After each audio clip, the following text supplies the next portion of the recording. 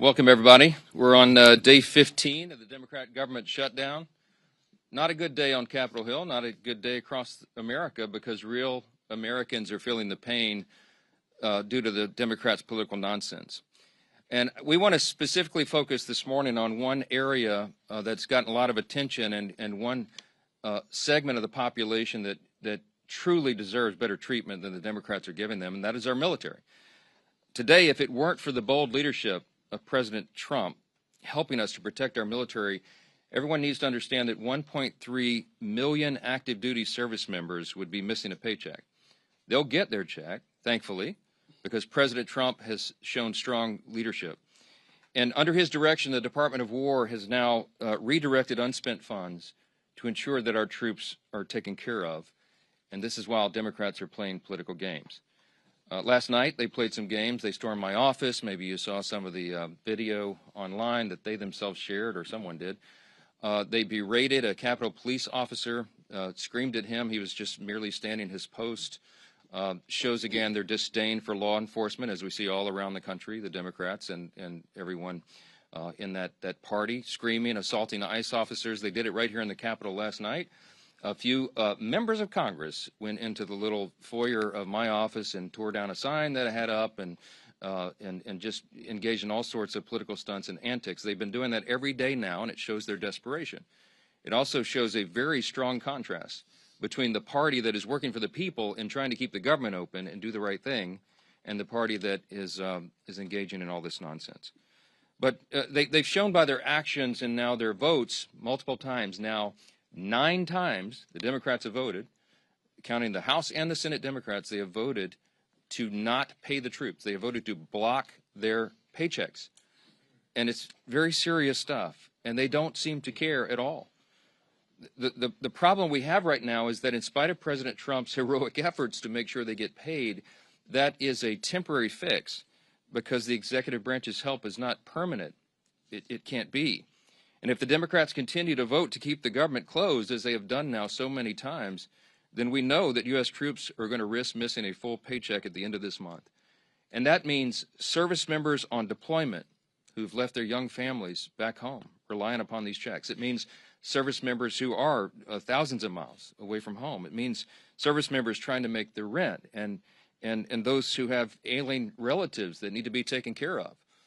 None of those people will be paid if the Democrat obstruction continues. And it should outrage every American because it does us. Democrats in Congress, again, have voted 9 times. Here's the tally. Every single time the Republicans have voted to pay the troops, and by the way, all other federal employees, federal workers, and the Democrats have voted over and over to stop it. And the depressing irony of this, on this particular subject, among all others, is that the most pro-shutdown Democrats actually represent the most active duty service members back home, whom they have taken hostage in this insidious political game. And I want to give you a couple of examples, and this is the actual statistic of the 10 states with the largest military populations. 6 are represented each by 2 Democrats in the Senate who are withholding the paychecks. Here's the list. In California, it's home to 157,000 active duty personnel, the most in the country.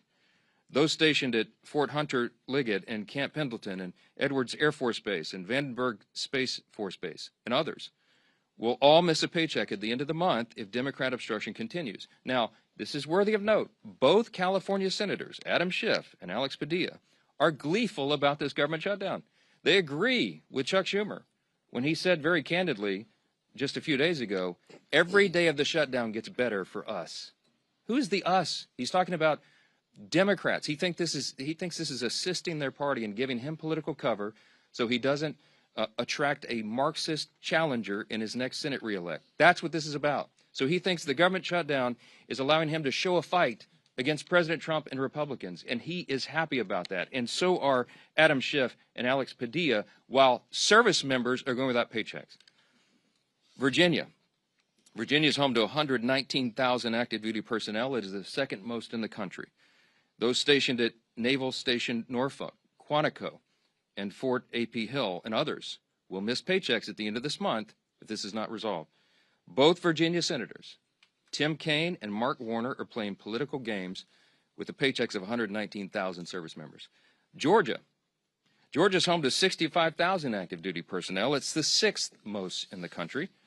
Those stationed at Fort Benning, Fort Stewart, Moody Air Force Base, and others will miss paychecks. And just last week, this is so aggravating to us. It's so frustrating to us. It's so wrong. We saw service members waiting hours in lines wrapped around the block at Georgia food pantries. And meanwhile, you've got both Georgia senators, John Ossoff and Raphael Warnock, have now voted 8 times against paying those heroes. In Washington, the state of Washington is home to 57,000 active duty personnel. It is the 7th most in the country. And those stationed at Fairchild Air Force Base and Naval Base Kitsap, Joint Base Lewis McChord, and others will miss paychecks. Both Washington senators, Patty Murray and Maria Cantwell, have repeatedly voted against pay for service members in the Evergreen State. Hawaii is home to 43,000 active duty personnel. It is the 8th most in the country. Those stationed at Joint Base Pearl Harbor Hickam, the Schofield Barracks, and others will miss paychecks. And both Hawaii senators, Mazie Hirono and Brian Schatz, have voted against paying soldiers stationed in Hawaii. And by the way, many of them are thousands of miles away from their families. Colorado is home to 35,000 active duty personnel, the 10th most in the country. And those stationed at Fort Carson, Buckley's Space Force Base, Peterson's Space Force Base, and others will miss paychecks. And you guessed it, both Democrat senators are from Colorado, John Hickenlooper and Michael Bennett, have voted against paying those troops in their state. And I just want to mention New York. It gets honorable mention. It isn't in the top 10, but the Empire State is home to 17,000 active duty personnel, the 17th most in the country. Those stationed at Fort Drum and Fort Hamilton and others will miss paychecks. And sadly, both New York senators, Kirsten Gillibrand and the architect of the shutdown himself, Chuck Schumer, can barely hide their delight that the government is closed and troops are not being paid. I will just say this. There's something that should be remembered by everyone. Democrats say that even missed paychecks for U.S. troops won't be enough to end this shutdown. The Democrats, who we just demonstrated, represent thousands and thousands of the most heroic men and women on the earth, refuse to put their unserious partisan demands to the side and pay the troops. And here are the indisputable facts of this shutdown. Republicans want to pay the troops, and we have shown that with our actions and our votes now 9 times. And the Democrats want to use them as hostages to extort $1.5 trillion in new unserious partisan spending that we just won't go along with. We won't sell out the long-term security and future of the United States so that Chuck Schumer can prevent a primary challenge from his left wing. We will not be a part of that nonsense. And until Schumer and the left wing of his party are satisfied enough that the pain this shutdown has caused has reached a limit that they're satisfied with, then the Republicans are going to stand here every single day, and we're going to continue to deliver the simple facts directly to the American people. Now, today we brought in some of our House Republican leaders who represent many of these military districts and that are being so deeply and adversely affected by the Democrats' senseless games. And the first up that I'm delighted to introduce is the chairman of our Main Street Caucus in the House Republican Conference, and that is Congressman Mike Flood. Thank you very much.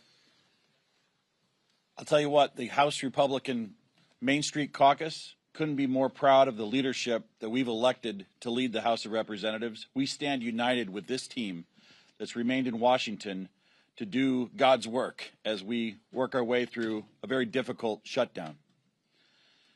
Speaking of Main Street, let's talk about what this means. I represent Offutt Air Force Base in Bellevue, Nebraska. We have over 10,000 airmen there. What do?